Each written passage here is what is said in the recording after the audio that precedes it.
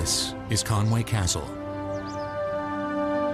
King Edward I of England built this mighty stronghold in the late 13th century to help hold a recently conquered area of northern Wales. Conway represents perhaps the pinnacle of medieval castle construction. It appears formidable even today.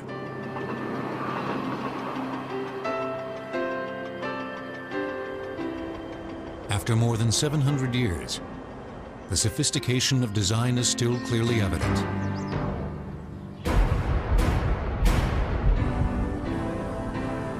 Massive walls, projecting towers, crenellated top, heavily fortified entrance. Conway is only one of hundreds of castles that dot the European landscape. They might look different depending on where they are or when they were built. But all castles were multifaceted wonders of construction.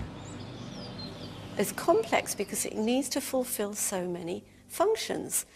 It needs to be oppressive, it needs to be defensive, it needs to be a home, it needs to be a palace, it needs to be used as a treasury, it needs to be used as a courthouse, it needs to be used for a whole gamut of reasons, and the architecture reflects all of these. Castles were some of the most imposing structures ever built, withstanding both bloody assaults and the test of time. A well-defended castle would almost always win against anything but a very determined and very strong siege.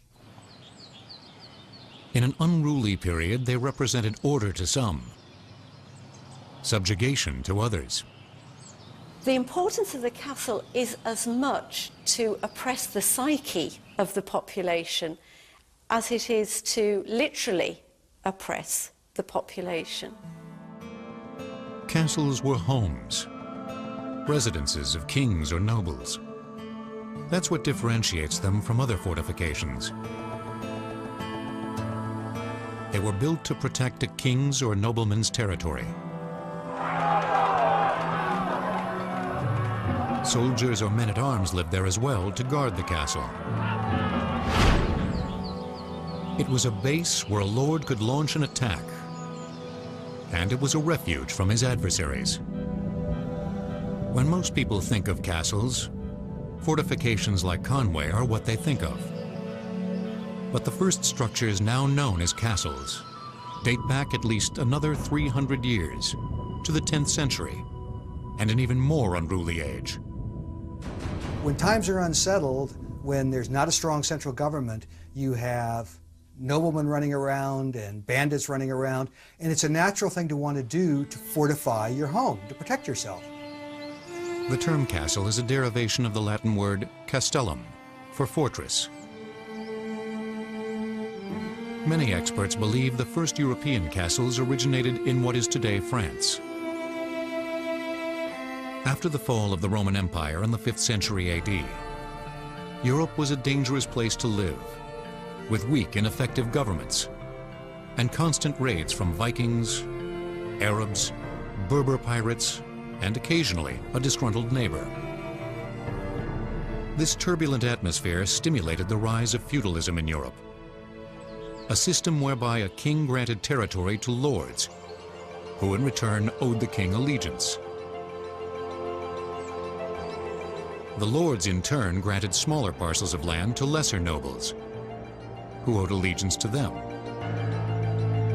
Below these nobles were knights, the fighting class of the feudal system, who in return for land grants rendered military service to their overlords. The introduction of feudalism combined with a weak central government incapable of adequately protecting its citizens gave rise to the first castles.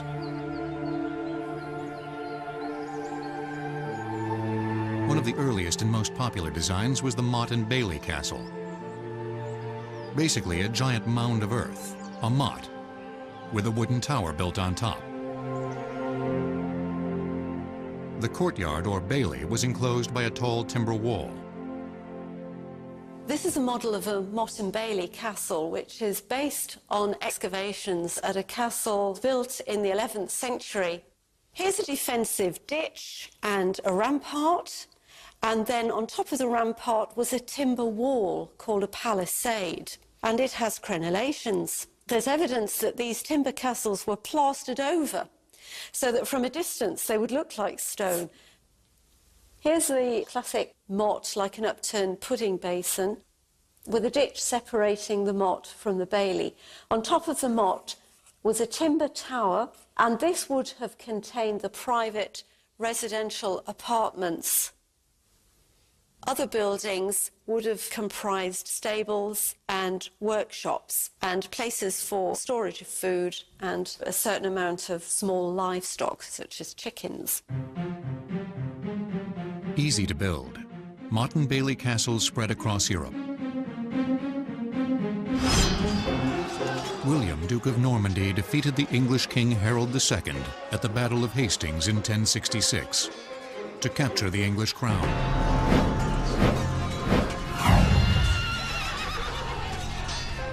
He brought Motte and Bailey's with him to help control his newly conquered land. He built Lincoln Castle in 1068. And like many surviving Motte and Bailey castles, it has evolved over time. But the Motte still stands 40 feet high. That is a Motte over there. That's the original Motte, that's the Lucy Tower. It was the last bastion of defence. If this castle was attacked, that's where we would escape to, into the actual keep. The tower, or what eventually came to be called the keep, also served as the castle owner's home. Being higher than the enemy served several strategic advantages. So builders tried to push towers and walls taller. As the enemy came up with new tactics or weapons, castle architecture evolved to face the new threats. But the timber fortifications of the early medieval period eventually disappeared, thanks largely to one enemy it couldn't defend itself against: fire. But castle evolution in general is very simple.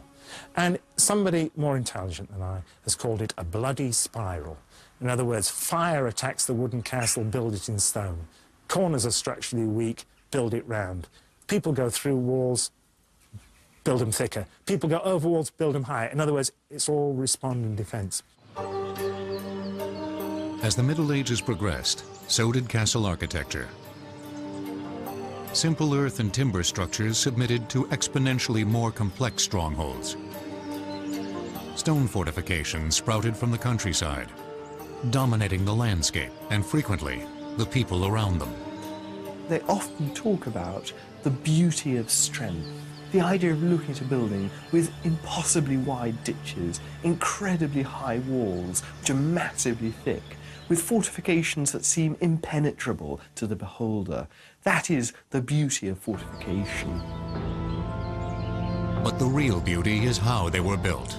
Stone and sweat, mortar and muscle combined to form structures that seemed like they would last forever.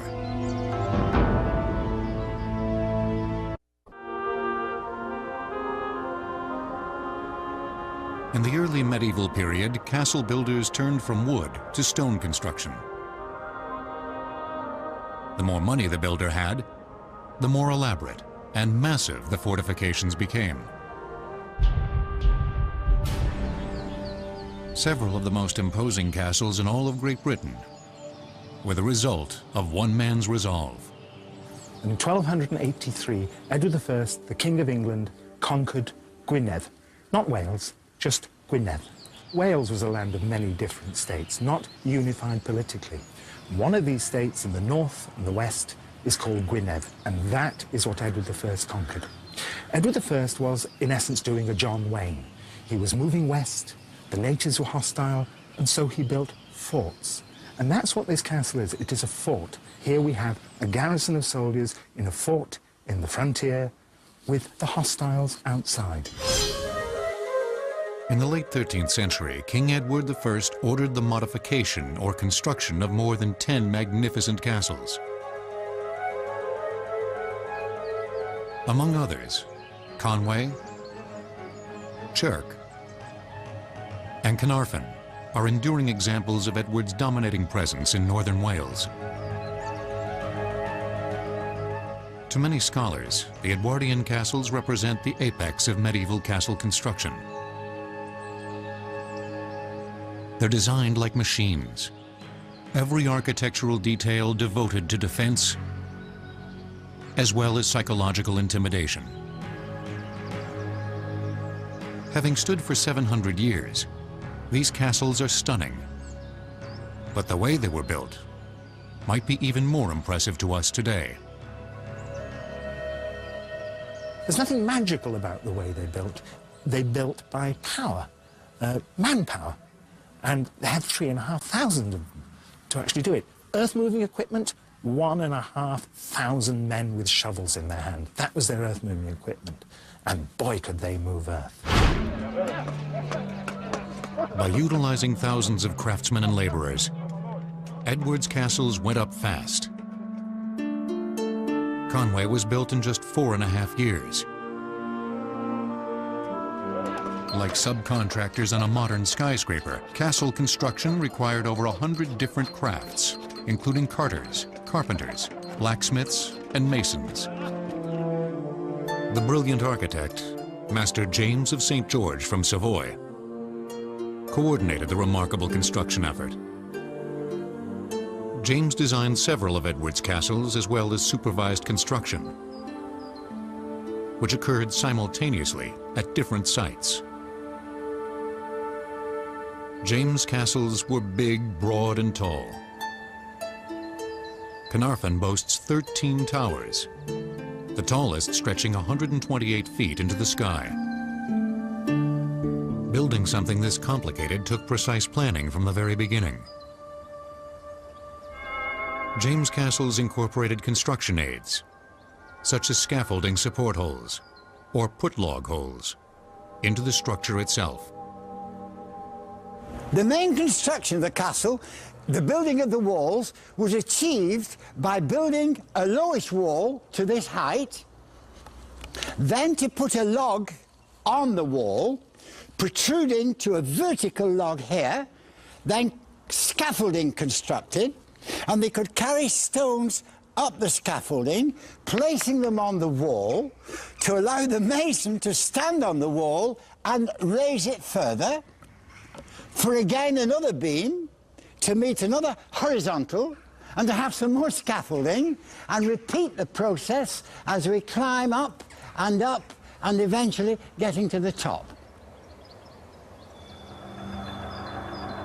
The walls at Carnarvon, which are 7 to 9 feet thick, were built by constructing interior and exterior face walls with congruent stones and sandwiching smaller unshaped stones, rubble, in mortar in between. Filling the center with rubble saved time and effort.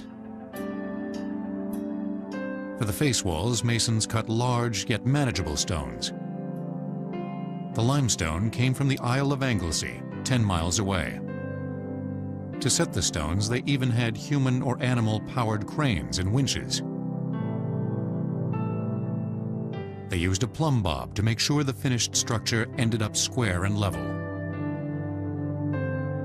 But it took more than the mason's sheer will to hold stones together.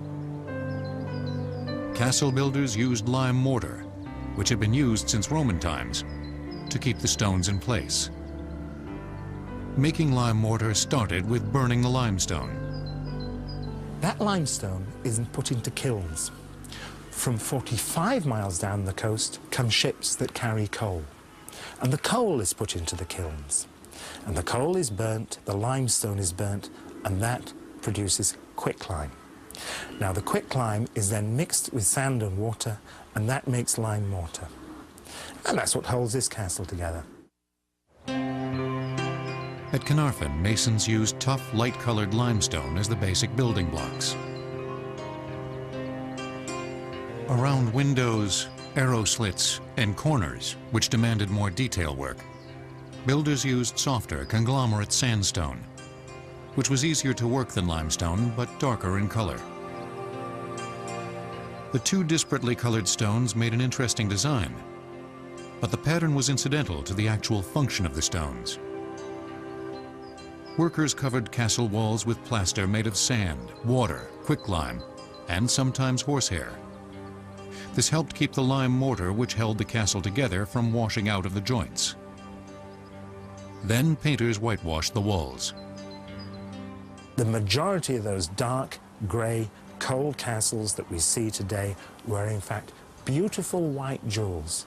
And it gets more interesting because castles on the inside were all plastered and painted too. Just like our homes are plastered and painted, castles were multi-million-pound buildings, and boy did they look it in their day. Another surprise. The Dark Ages weren't as dark as popularly believed. All castles had glass in their windows. We tend to think of castles as being bare and dark and cold, but like all churches, all castles had glass in their windows. Medieval glass is made in a very simple way. You take a blob of glass and a blowpipe and you blow a bubble. You then put that bubble on what is known as a cooling table and you roll it. You end up with something that's shaped like a can, all right? Then what you do is you cut off the two ends of the can, so now you have a tube of glass, you slit it down the middle, and it folds out onto the cooling table. By that process, you can only make small pieces of glass, and those small pieces of glass were always joined together with bits of lead.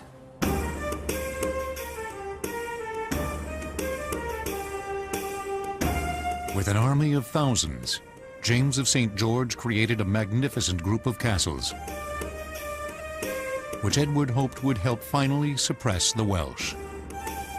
To a large extent, Edward was successful, but the king's castles cost a king's ransom.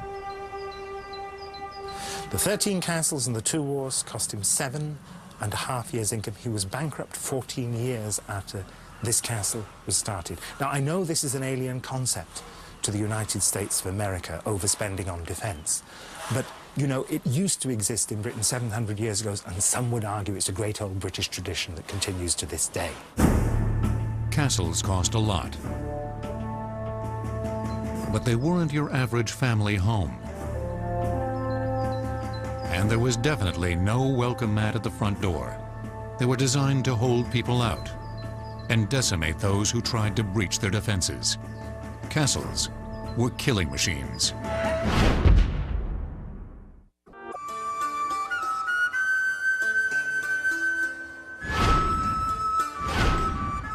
Castles may have had glass windows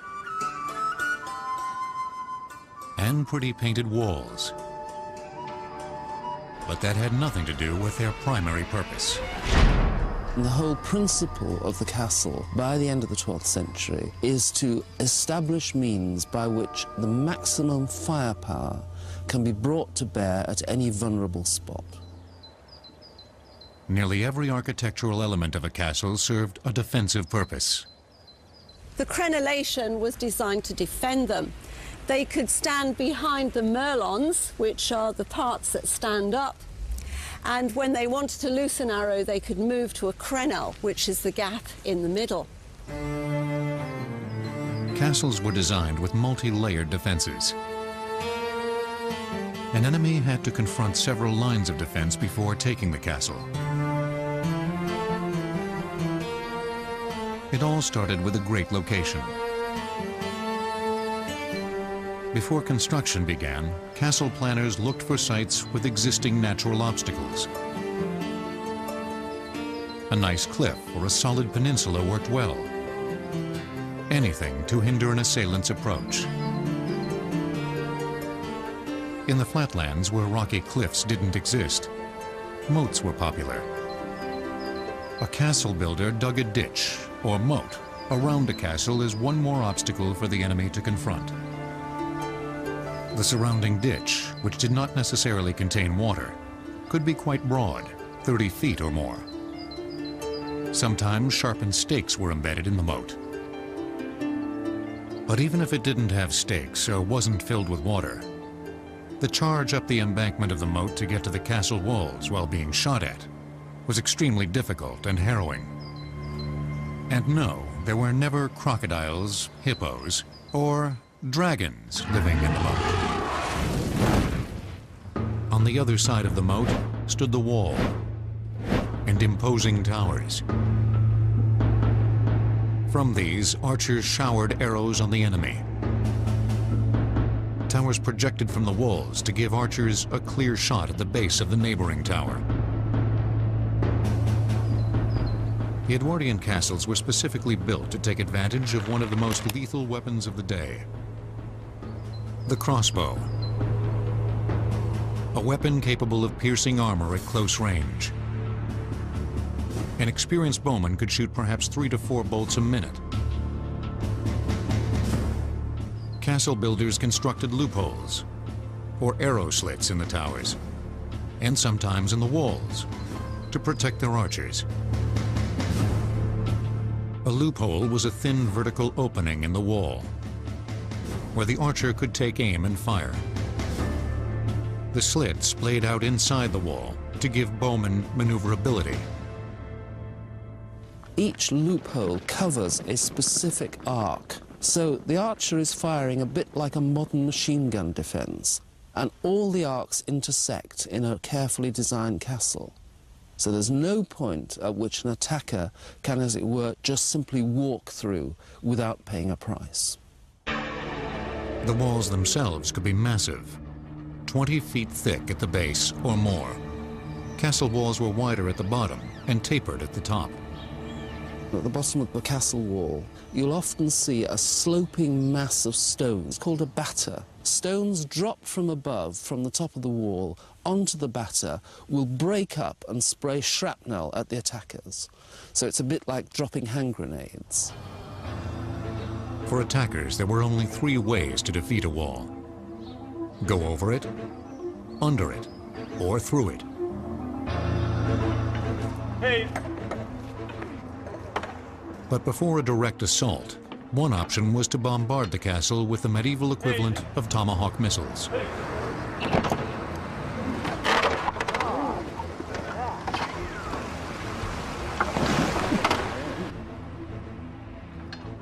A trebuchet is a long arm that has a heavy weight on one end and has a sling on the other end. And what you load into there are typically large stones. You then use the counterweight to heave that stone against the walls of the castle. Stones were thrown at the top of the walls, the most vulnerable spot.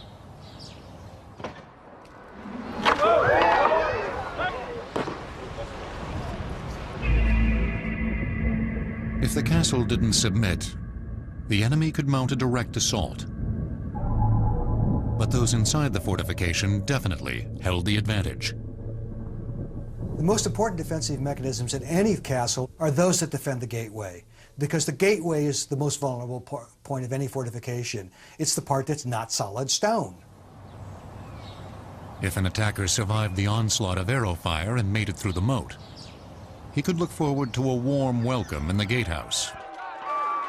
Let's pretend that we've actually done it. We've crossed the moat, we're standing on our bridge, which is down, we're lucky, because normally there'd be a great drop straight down into the moat. But from either side now, we're threatened by those arrow slits. So we want to get out of this, and so we make our first major mistake, and we actually go into the gateway to get out of the fire. Now, the first line of defense in the gateway proper is the portcullis. Now, people think portcullises were made of iron. No, they're usually made of wood. The portcullis is raised and lowered in a groove. Here's the groove. Portcullises were things you could look through, things you could shoot through, but you couldn't walk through. Let's pretend we get beyond there. Well, beyond there, our next line of defense is this wooden gate. It's a reconstruction, but it's a fair reconstruction. It's about 5 inches thick, and you attacking it would hit it with a big battering ram, or potentially you would set fire to it. Now, look at the arrow slits to either side. From there, those crossbow bolts are going to be firing into us. But now, look up. Above your head, small, square holes, murder holes, operated from above, and a nice big rock is posted down my head. And then you make probably your last mistake. You move on. You don't want to go back into there, into the gateway. You don't want to go in there, and so you move on into the centre of the castle. But when you get into the centre of the castle, look what happens. Look up there, at those arrow slits up there. And of course, people begin to shoot in. Those that have been firing out now turn around and shoot inwards, and you're surrounded. There's nowhere to go. Do you want to stand here and die? Do you want to go back through that gateway and die? Or do you want to go through a door and die? And a castle is a trap, like a noose. The harder you pull, the further you go, the worse off you are. Despite the incredibly elaborate defensive characteristics of the castle, if a besieger had enough men, supplies, and time, and was willing to make big enough sacrifices, the castle would fall. Corners are structurally weak. The place you ideally tunnel is, of course, the corners. You drive a tunnel under the corner, you prop it up with timber props, you pack the tunnel with brushwood, you light the brushwood burns, the props burn, the tunnel collapses, the corner collapses, and the walls collapse. End of castle.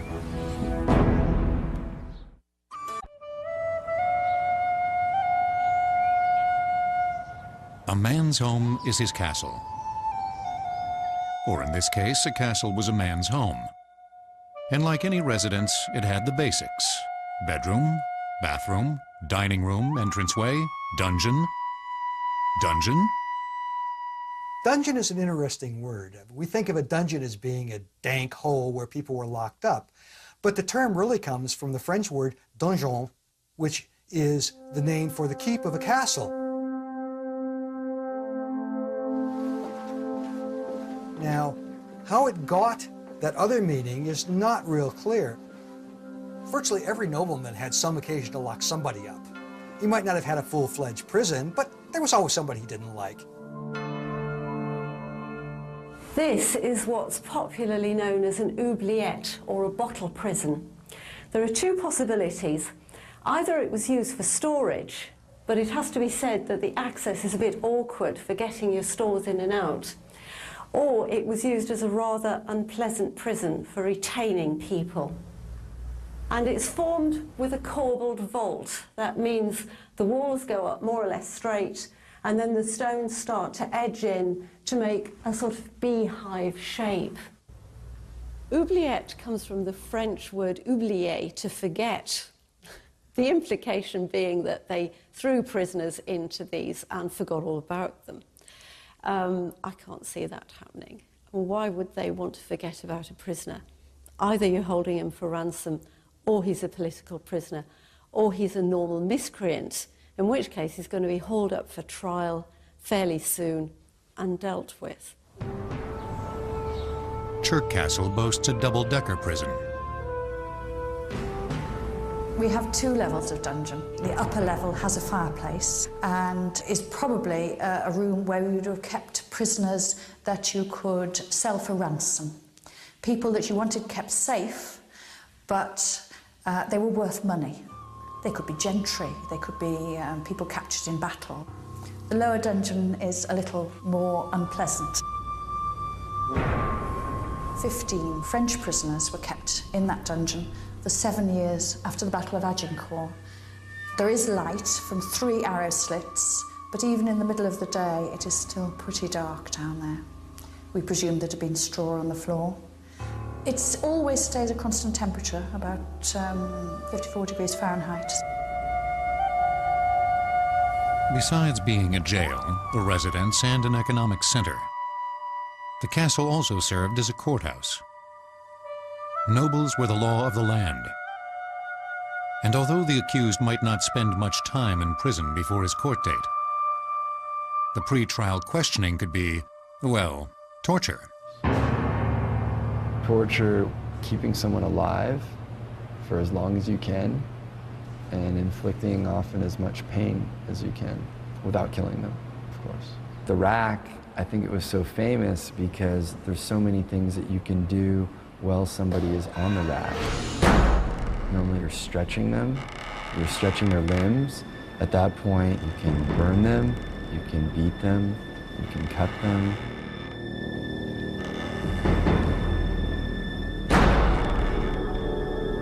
There were all kinds of horrifying torture instruments used, especially during the time of the Spanish Inquisition.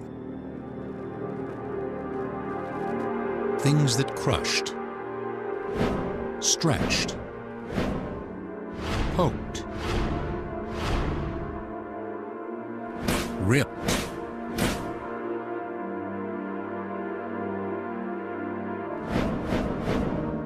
and were quite literally a pain in the rear.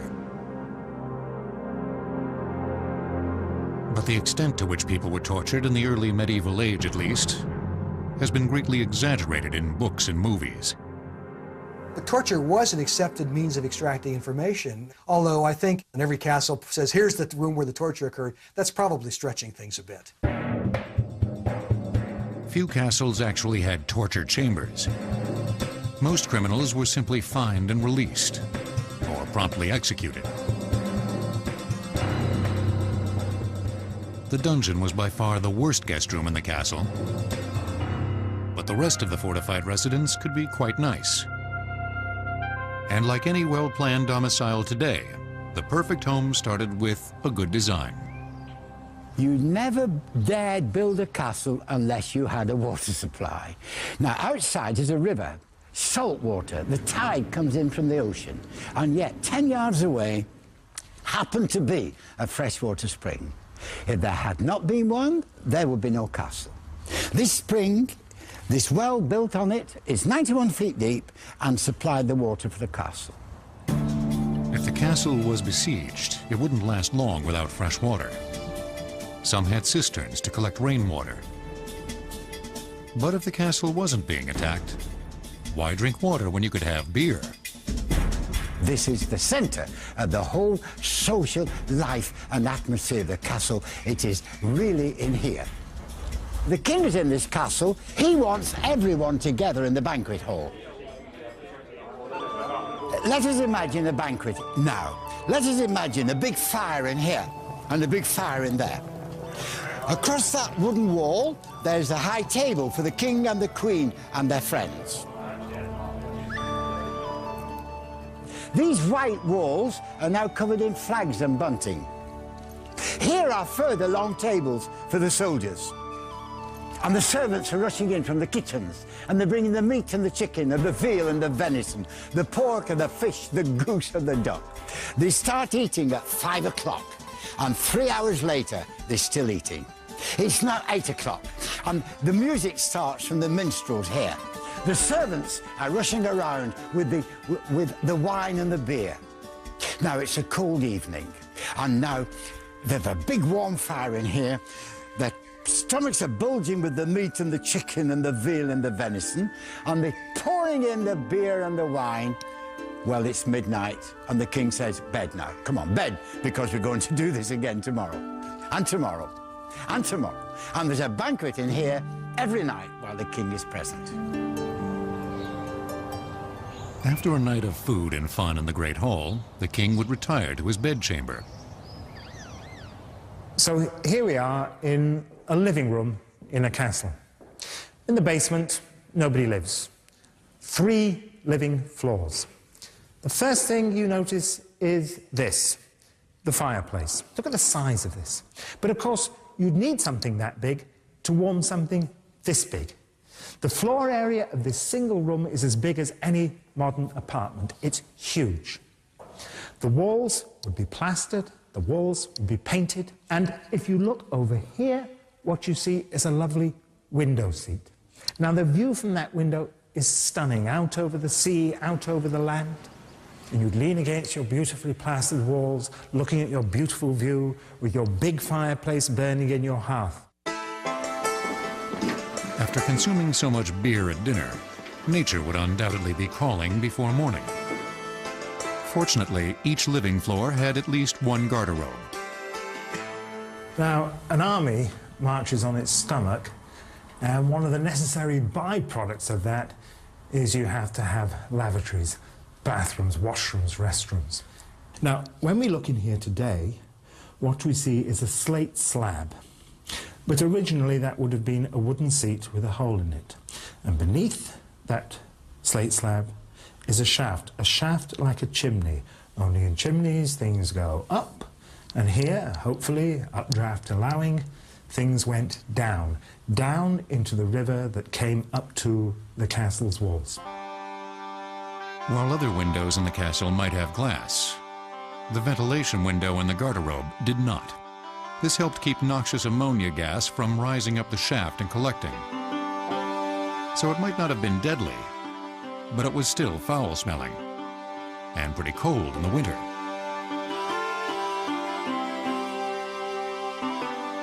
But these amenities and fine accommodations only got better as time went on. By the 15th century, wealthy nobles couldn't decide whether to build fortifications or opulent palaces. The political environment, as well as new methods of warfare, eventually led to the castle's decline. But not before builders constructed some of the most stunning structures of all time.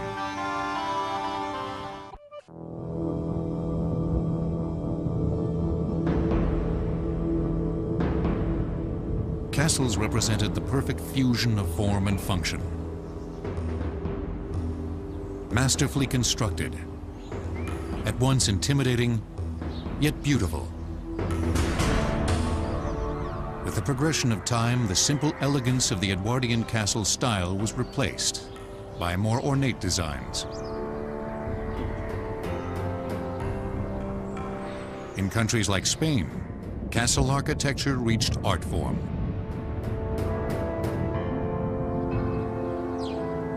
These embellished Spanish fortifications were among the last true castles built.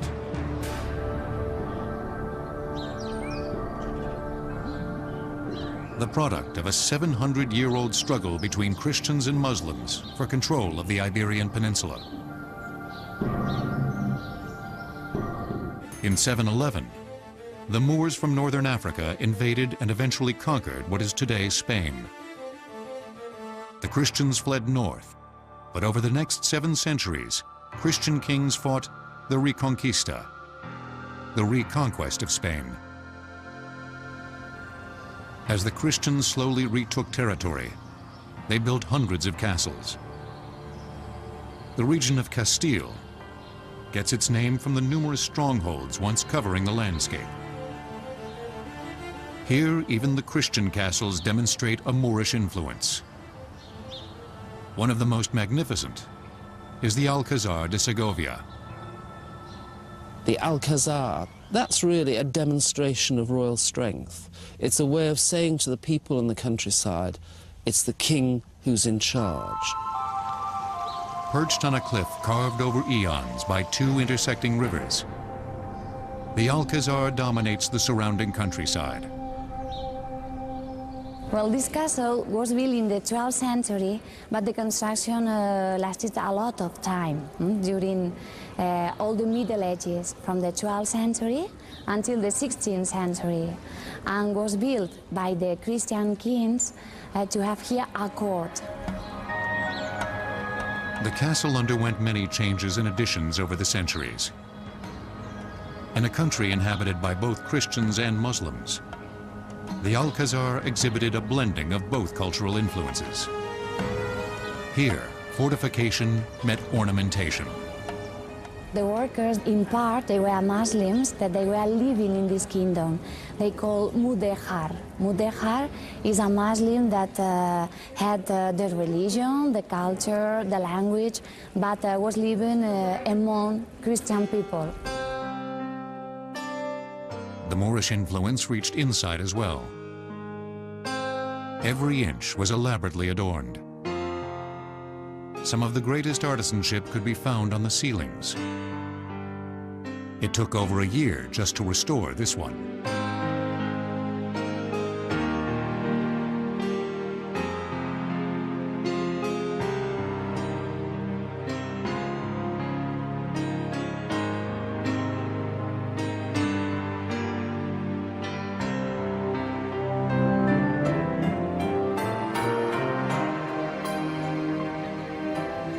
architects and military strategists spent centuries refining the function of castles.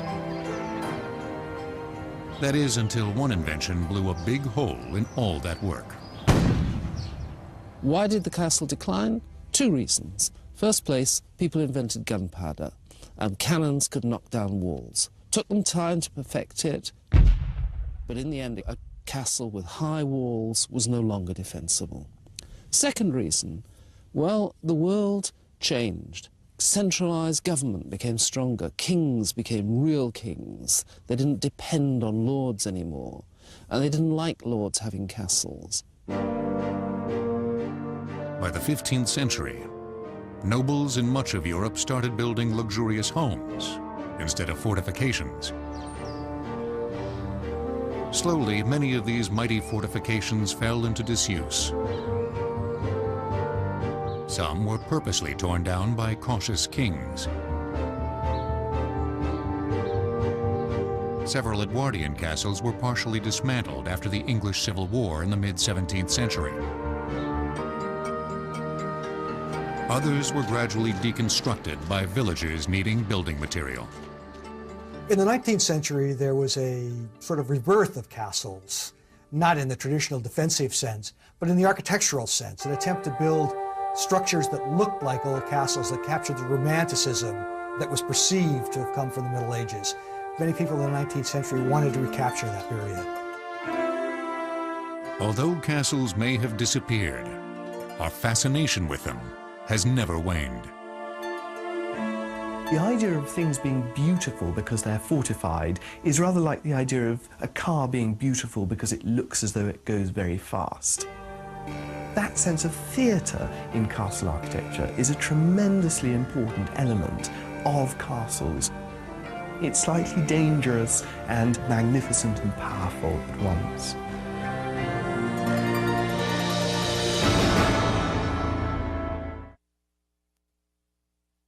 Romans pursued debauchery and sensual pleasure without restraint. Baths, wine, and sex were three things that went together. That sometimes turned into monstrous cruelty and epic extravagance. Chariot racing was a demolition derby. It was a disobsession with sex and death that brought down the empire. Roman Vice, tonight at 10.